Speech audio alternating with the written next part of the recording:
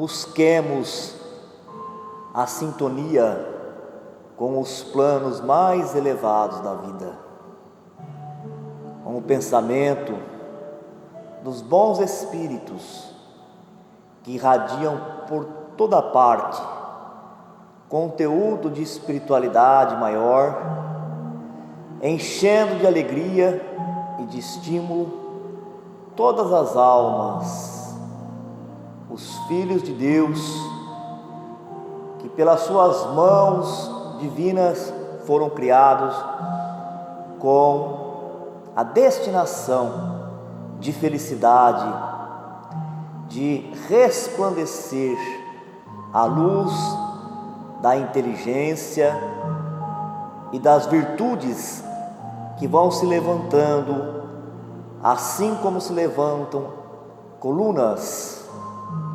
Em cada encarnação, vamos melhorando a nossa condição de seres imortais.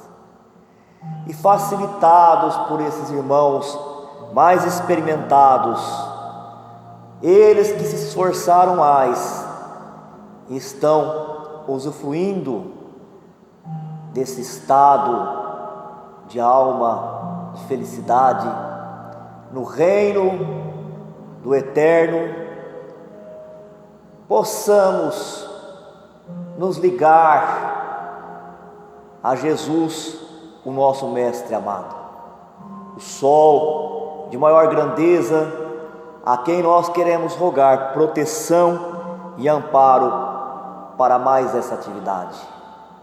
Que a sua essência, divino médico, mestre amado, pastor, amigo incondicional das nossas existências, que a sua essência preencha todo esse espaço, e enquanto aqui permanecermos, todos nós, encarnados, desencarnados, possamos ser beneficiados pelos fluidos de saúde, de serenidade e de muita paz. Agradecemos ao Senhor da vida que nos conferiu saúde em mais esse dia de trabalho na querida terra que é a escola para todos nós, por estarmos de retorno a esse templo que tantas instruções nos traz, a verdadeira luz que é o conhecimento, que é a verdade, que nos liberta das ilusões, das fantasias e nos coloca a par dos compromissos que nós abraçamos. Essa casa da caridade, da assistência, envolvidos pela luz dos nossos guias, dos mentores que aqui trabalham, nós agradecemos, Senhor. Muito obrigado, que assim seja.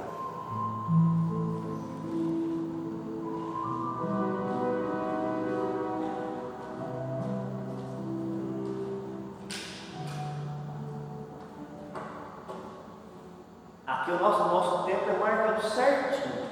É o sino da igreja para começar e o apito do trem. Aí já está na hora de começar, né? Hoje nós vamos estudar o capítulo 5 do Evangelho segundo o Espiritismo. Bem-aventurado os aflitos. Allan Kardec, para elaborar esse capítulo, os bem-aventurados aflitos, ele buscou alguns versículos do Sermão do Monte, as bem-aventuranças, que eu acho que todo mundo já teve a oportunidade de ler ou então de ouvir, porque foi um verdadeiro poema, né? Poema divino que Jesus, com seus lábios, pronunciou na terra.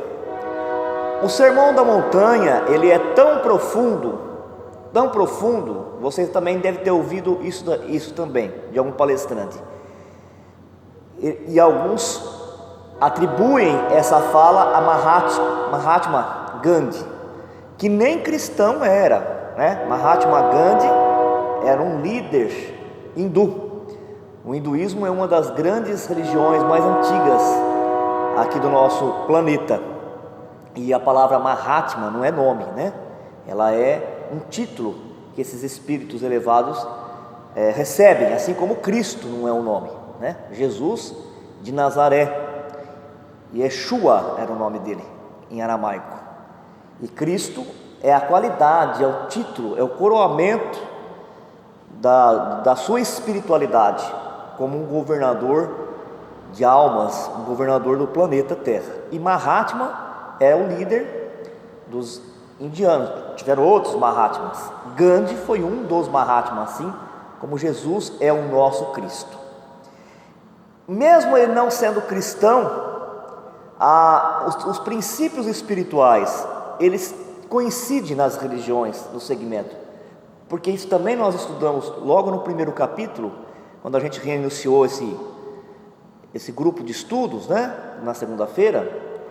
Nós falamos qual era a característica de uma revelação espiritual. Revelar é tirar o véu que cobria. Então você tira o véu e você revela. E para ser revelação tem que ser uma verdade eterna, né? E se alguma coisa que foi revelado um dia for descoberto que não é bem assim que acontece, que funciona, do que é feito, porque então não era uma verdadeira revelação. A revelação ela tem que sobreviver todos os tempos e todas as épocas. Também falamos que a doutrina espírita, para nós, ela é uma ciência. Ela é uma ciência da observação. Eu não posso pegar o espírito desencarnado, colocar num tubo de ensaio, pôr numa lâmina para observar ao microscópio, como fazem os pesquisadores com as coisas materiais, porque a ciência da Terra, ela estuda as coisas materiais, mas eu posso analisar o conteúdo. Quando um espírito se expressa, ele que é a inteligência do universo, ele se expressa ou pela fala ou pela escrita, nós conseguimos analisar esse conteúdo e verificar que aquilo que ele escreve é o que se repete com frequência na natureza, portanto é uma revelação. Então, não importando de onde vem a religião, quando não é uma invenção da cabeça de um homem, porque todas as religiões têm a parte espiritual dela, né? Então ela tem que coincidir, porque a lei é a mesma, tanto aqui na Terra como no mundo espiritual. A gente fala tanto em cima como embaixo, né? As leis são criadas por Deus e elas são perfeitas porque Ele é perfeito. O mesmo Mahatma Gandhi, não sendo cristão, ele sendo hindu, ele fala que este sermão da montanha, ou as bem-aventuranças, que é a mesma coisa, sermão do monte, da montanha, as bem-aventuranças, ele resume inteiramente as religiões e todo o conhecimento espiritual, se a gente souber extrair a profundidade daquilo que ela traz, a ponto do Mahatma dizer que se todas as escrituras, né, a Bíblia, ela fosse perdida, desaparecesse, só com o sermão do monte dava para reconstruir toda a ideia, toda a mensagem cristã. Foi um momento de grande elevação. Jesus diz, né, lá o texto bíblico, que ele sobe o monte enquanto as pessoas estão ali embaixo, e aí ele começa a pronunciar o sermão da montanha. Sobe, subir é elevar, se eleva, não só subir com os pés, escalar, mas subir é o que nós fazemos aqui logo no início com a prece, desconectar-se da biologia do nosso corpo, desligar-se das preocupações terrenas e se projetar para uma esfera superior, entrando em comunhão com tudo que é mais sagrado e divino. E aí, com os seus lábios divinos, ele pronuncia: bem-aventurados que choram, porque serão consolados. Bem-aventurados que têm fome e sede de justiça, porque serão saciados. Bem-aventurados os que sofrem perseguição pela justiça, porque o reino dos céus é para eles. São Mateus, capítulo 5, versículo 4, 6 e 10. Vós sois bem-aventurados, vós que sois pobres, porque o reino dos céus é para vós. Vós sois bem-aventurados, vós que agora tendes fome, porque sereis saciados. Vós sois felizes, vós que agora chorais, porque rireis. São Lucas capítulo 6, versículos 20 e 21. Mas ai de vós, ricos, porque tende a vossa consolação neste mundo. Ai de vós que estáis saciados, porque tereis fome. Ai de vós que rides agora, porque sereis reduzidos ao pranto e às lágrimas. São Lucas capítulo 6, versículo 24 e 25. Então você imagine aquela situação, é bem parecida com a situação que nós estamos vivendo agora na terra, né? Era um grupo de pessoas ali, os hebreus, muito sofrido. Eles tinham vindo de uma sucessão de escravidão. Alguns séculos antes de Cristo, era um povo que era escravo do Egito. Gente, vocês imaginam o que é ser escravo de uma civilização igual à civilização egípcia, que construiu aquelas pirâmides? Existem muitas versões de como aquelas pedras foram arrastadas. Uns falam que foi extraterrestre, outros falam que eles usavam uma engenharia, né, com a água, conseguia desviar o curso da água e suspender a pedra, mas para todos os efeitos, pelo que nós conhecemos, foi arrastado pelos escravos. Os escravos que arrastavam as pedras.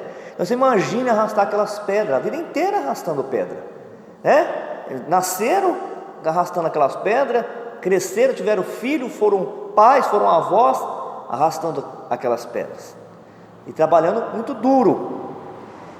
Aí depois, todo mundo conhece a história, Moisés tira eles do Egito e leva para Canaã, para a terra prometida. Mas ali, alguns séculos depois, eles vão voltar a ser escravos novamente dos romanos, do Império Romano, que extraía, né, com os impostos, com os tributos, extraía todo o dinheiro deles. Ficava muito pouca coisa para eles comerem, o suficiente para eles ficarem em pé, porque também ninguém quer um escravo deitado, né? Então só o suficiente para eles comerem. Eram pessoas muito simples. Então o que Jesus está falando aqui para aquelas almas sequiosas, sofridas? Que será bem-aventurados, serão felizes os aflitos. Agora a gente vai trazer isso para a doutrina espírita. A doutrina espírita, ela nos ensina que basta sofrer para a gente evoluir. Porque ele está falando bem-aventurados os que sofrem, os que choram, os que são pobres de espírito. Como que nós devemos entender isso? A gente nasce para sofrer, a terra de prova e expiação. É assim que ensina a doutrina espírita? Não, não é. A doutrina espírita ensina que nós encarnamos para um trabalho de evolução, de aprimoramento. E o sofrimento, ele é um dos meios de nos educar. Quem escolhe isso somos nós, pelo uso que nós fazemos do livre-arbítrio, das nossas escolhas. E mesmo quando nós estamos numa situação de prova, não basta sofrer, chorar, né? Isso não é garantia que nós estamos pagando alguma coisa que nós vamos ficar livre e feliz por causa disso. Tem que saber passar pelas provas, tem que ter resignação. Uma pessoa pode nascer e ficar a vida inteira sofrendo vários problemas, mas se ela se queixa, ela se lamenta, ela se revolta, ela perde o fruto desta prova. O que então nós vamos entender aqui? Nós vamos entender que Jesus mais uma vez estava falando da vida futura. Gente, nós acabamos de falar, eram tudo escravos, né? Tudo pobres, pessoas judiadas, sofridas. Se Jesus não estivesse falando da vida futura, teria algum sentido? Não teria sentido nenhum, né? Você fique firme, persevere, mantenha a fé, porque vocês serão bem-aventurados. Vamos pegar cada parte aqui do que ele fala. Então a gente entende com isso que ele está falando da vida futura. Vejamos. Felizes os que choram porque serão consolados. Mas não é todos os que choram. Não é chorar de qualquer jeito. Esse chora é feliz aquele espírito. Nós somos espírito. E os espíritos desencarnados também. Que chora a sua miséria. Quer dizer, chora percebendo o quanto ainda tem que melhorar, o quanto precisa de Deus. Nós não conseguimos evoluir sem a espiritualidade, sem Deus. É nesse sentido chorar. Chorar é se reconhecer humilde, necessitado. A criança, ela chora quando ela chora. É a maneira dela se expressar, não é? Um bebê. O bebê se expressa pelo choro. E a ponto da mãe saber o que ela quer, porque os choros são diferentes. Então aqui é essa comunicação, esse reconhecimento nosso, que nós sabemos das nossas imperfeições e nós precisamos de Deus para poder vencer, superar e evoluir. Segue falando, bem-aventurados, quer dizer, felizes os que têm fome e sede de justiça. Aqueles que têm fome e sede, aqueles que têm uma vontade firme, enorme de se ajustar. Tem um trecho no Evangelho que o Kardec está conversando com os espíritos e ele pergunta: nós podemos vencer todas as tentações? E os espíritos dizem: com muita perseverança, vontade, nós podemos vencer todas as tentações, todas. Às vezes nós não conseguimos vencer nesse curto período de tempo, mais uma vez, vida futura, mas nós temos o início do trabalho e uma continuidade no mundo espiritual e no retorno à encarnação. A encarnação, a compreensão da encarnação é a chave para a gente entender Jesus, tudo o que Ele nos ensinou. Sem a concepção da encarnação, da reencarnação, fica difícil entender as coisas. Daqui a pouquinho ele vai desenvolver essa ideia aqui mais para frente. Então nós precisamos entender que ele está falando de uma vida só, de um espírito que tem uma vida só, mas várias encarnações. Quando eu estudei isso aqui, eu cheguei até a anotar de caneta aqui no Evangelho, porque existia uma pergunta. Sabe quando você está estudando a doutrina espírita, ou alguém está estudando em grupo, ou lendo alguma coisa, aí vem uma ideia, depois, se você não desenvolver ela, não escrever, ela já desaparece, aí depois de um tempo que volta de novo a mesma ideia. E ocorria na nossa cabeça o seguinte: os espíritos, eles podem evoluir no mundo espiritual? Ele fala assim: nós reencarnamos para ir melhorando, e adquirindo virtudes, qualidades, abafando os defeitos, os vícios, as paixões, devagar. E os espíritos, eles podem evoluir no mundo espiritual? Mais uma vez, a própria espiritualidade vem nos responder. Eles dizem assim: o espírito, quando ele desencarna, ele vai para a pátria espiritual, ele entra em contato com ideias nobres. Nós estudamos aqui num dos livros do André Luiz uma coisa muito bacana, mas muito bacana mesmo. Uma região lá do nosso lar, vez ou outra, vinha espíritos que estavam numa esfera muito, muito avançada. E para eles poderem ser vistos, olha, os dois grupos estavam desencarnados, os dois grupos não tinham corpo físico. Mas para aquele grupo de espírito superior que vinha ali, ele tinha que se materializar, quer dizer, tinha que receber fluidos ali, daquela região, para ele aparecer, ser visto pelos espíritos ali, habitantes do nosso lar. Assim como acontece o trabalho de materialização aqui na Terra. Quando o espírito quer ser visto por todos, ele pode fazer isso, um trabalho de materialização. Ele assimila fluidos, geralmente são médiums de efeito físico, que tem um dispêndio muito grande de ectoplasma. Ectoplasma é um fluido que sai do interior da célula e sai pelos orifícios, pelo nariz, pela boca, pelo ouvido do médium. E ele então assimila aqueles fluidos e ele, por algum momento, ele toma forma, materializa o corpo e pode ser visto, tocado, abraçado pelas pessoas. E esses espíritos fazem lá no nosso lar o mesmo trabalho, só que os dois grupos estão desencarnados, mas como na dimensão deles é muito superior, desses instrutores, quanto mais elevado é o espírito, menos matéria ele tem no seu corpo, mesmo no corpo perispiritual. Quanto mais atrasado, mais grosseiro, mais pesado é o perispírito. E quando eles se materializam lá, eles vêm ensinar. Por isso que eu lembrei dessa passagem, ensinar aquele grupo de espírito coisas que eles não sabem ainda ali, em nosso lar, em trazer ensinamentos, em trazer revelações. A pergunta é: os espíritos podem evoluir no mundo espiritual? Podem entrar em contato com essas ideias, ele pode melhorar muito, mas ele só concretiza esse aprendizado quando ele encarna, senão não teria nenhum motivo para encarnar. É como se fosse teoria e prática. A gente pode aprender a fazer muitas coisas. Eu aprendo um monte de receita de comida, mas na hora que eu vou fazer, não dá certo. Parece tão fácil, né? A massa não cresce, fica pesado, fica cru.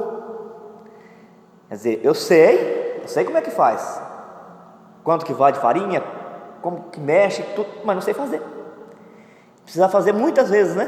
Para aprender, fixar. Mas também depois que você aprendeu, já a palavra já está falando, é aprendido, ele é capturado, ele é fixado na nossa própria alma, vira uma competência. Esse é o motivo da encarnação. A gente, quando vê Jesus prometendo aos pobres espíritos, pobre de espírito não tem nada a ver com riqueza, com dinheiro, com bens.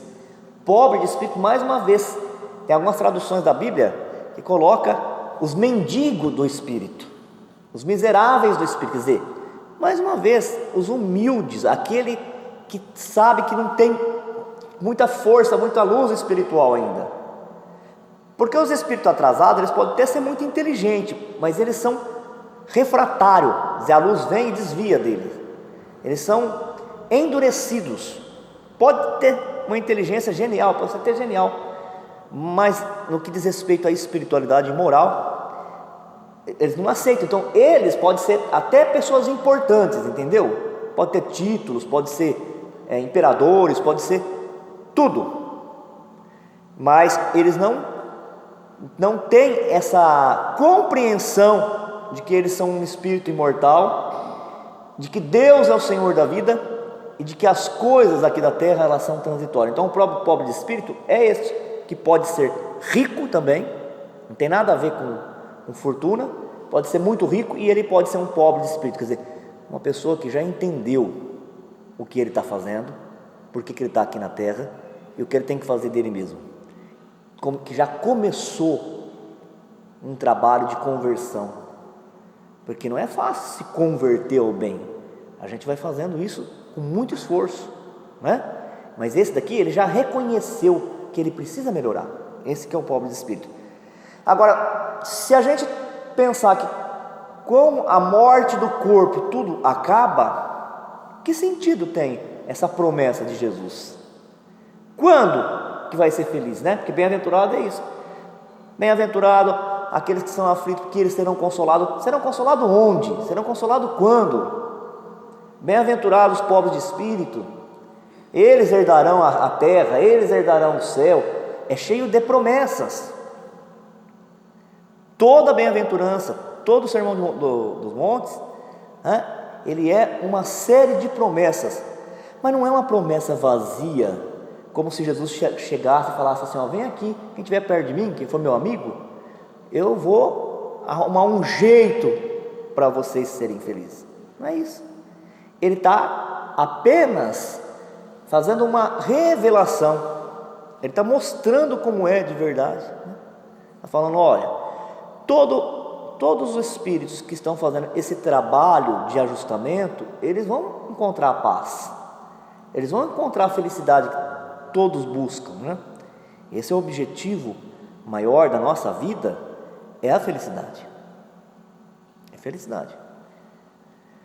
O Chico, quando estava na escola, eles sempre faziam as perguntas, fazem sempre, né? As perguntas por causa das profissões. E aí, o que você quer ser quando for adulto? E um queria ser uma coisa, o outro queria ser outro. E na hora que chegou a vez do Chico, ele falou: quando eu for adulto, eu quero ser feliz. Porque se eu for feliz, eu alcancei, né, o objetivo da vida. Em qualquer profissão, a pessoa feliz vai estar bem. Qualquer uma delas. Então, o objetivo da nossa encarnação é a felicidade. Agora, ainda pensando que nós vamos entender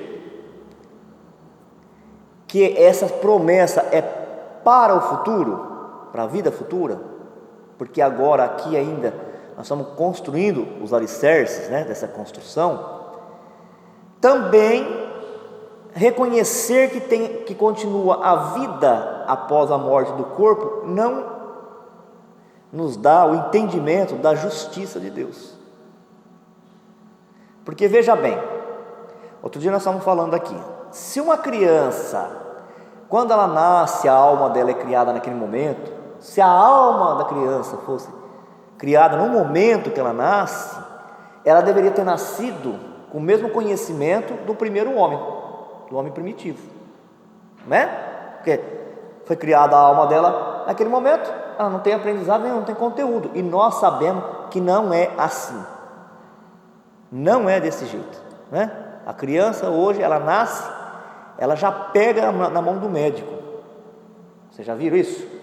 Ela pega, já gruda na mão. Ah, mas isso é um reflexo. Mas mesmo os reflexos de você colocar, por exemplo, um bebezinho, a planta do pé dele, ele começar a andar, isso é conquista da mente, da alma, porque fez isso muitas vezes, e cada vez vai aprimorando, vai melhorando e vai melhorando.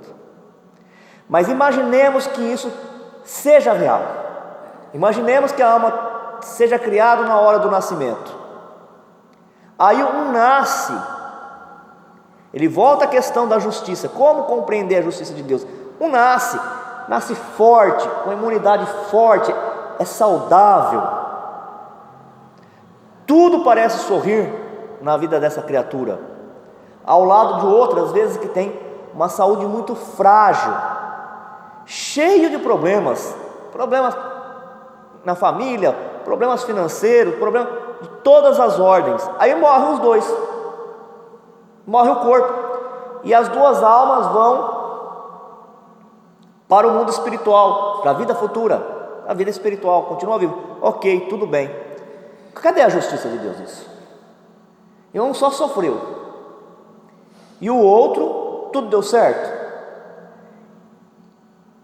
Tem justiça nisso? Um pai aqui na terra escolheria um filho para sofrer e outro para ser feliz? Se ele tiver 10 filhos, ele vai escolher um para sofrer, um pai e uma mãe? Não, porque a gente vê o pai e a mãe às vezes pedindo para sofrer no lugar do filho, não é? Prefere sofrer do que ver um filho sofrendo. Agora, se o homem da terra, ele é pecador, ele é falho, imagine se Deus ia fazer um negócio desse. Então aí vem a doutrina espírita nos dizer que as aflições, porque o tema aqui é bem-aventurado, feliz aqueles que são aflitos, porque eles vão encontrar uma recompensa se eles fizerem as coisas certas. Vem nos falar que existe causa atual das aflições e causas anteriores das aflições. O espírita não pode ser fanático. O espírita não pode achar que tudo é por causa de outra encarnação. Quando a pessoa se converte ao espiritismo, né? Ela aprende o negócio de encarnação, tudo é da outra encarnação. Depois lá na frente aprender um pouquinho dos obsessores, aí é tudo culpa dos obsessores. Quer dizer, veio de uma religião ou de religiões que tudo era culpa do demônio. Aí só troca o nome. Vem na casa espírita, ao invés de tomar a comunhão, tomar água fluidificada, Não fala que a culpa é do demônio, mas fala que a culpa é do obsessor. Anda olhando para o céu, tropeça na pedra e fala que foi um espírito que empurrou. Nós não podemos ser fanáticos a esse tanto, a essa altura. E nem falar que tudo que não está acontecendo agora é por causa do passado, por causa da outra vida. O pessoal até brinca, né? Fala, tudo acontece comigo, eu acho que eu dei vinagre para Cristo na cruz, né? Qualquer coisa nesse sentido. Não é bem desse jeito. E aqui nesse capítulo os Espíritos vão comentar isso. Olha, tem coisas que nós estamos passando nessa existência por causa de coisas que nós fizemos nessa mesmo. As nossas escolhas, imprudência, mal organização, mal administração da nossa vida, das nossas escolhas, coisa que a gente vai aprendendo e depois vai melhorando. Não é verdade? Mas tem coisas que não tem como a pessoa evitar nessa encarnação. Aí você não acha a resposta em alguma coisa que você fez agora. Que é uma outra coisa também que o povo fala, às vezes fala, até sem pensar, mas às vezes fala assim, essa pessoa é tão boa, mas parece que tudo acontece com ela, né? Eu não lembro de ver essa pessoa magoando ninguém, escolhe até as palavras para não magoar ninguém, nunca fez mal para ninguém, e por que acontecem essas coisas com ela? Aí então nós vamos buscar essa causa, o que gerou isso, em outras encarnações. Aí sim, você vai ter como exemplo aqui, os Espíritos vão ajudar a gente a identificar isso, quando eles falam assim, quando acontece alguma coisa que qualquer tentativa de qualquer providência será inútil ou seria inútil, é porque então está ligado a uma outra encarnação. Se eu bebo, pego um carro e eu desencarno, eu não posso falar que aquele desencarno estava programado. Não posso falar. Porque eu podia evitar, não podia? Se eu não faço a checagem do carro, eu não faço a checagem. Todo motorista, para tirar a carta de motorista, ele sabe que ele tem que checar a mecânica dele, os pneus para viajar, não é isso? E ele não faz? Ele não pode falar que estava escrito.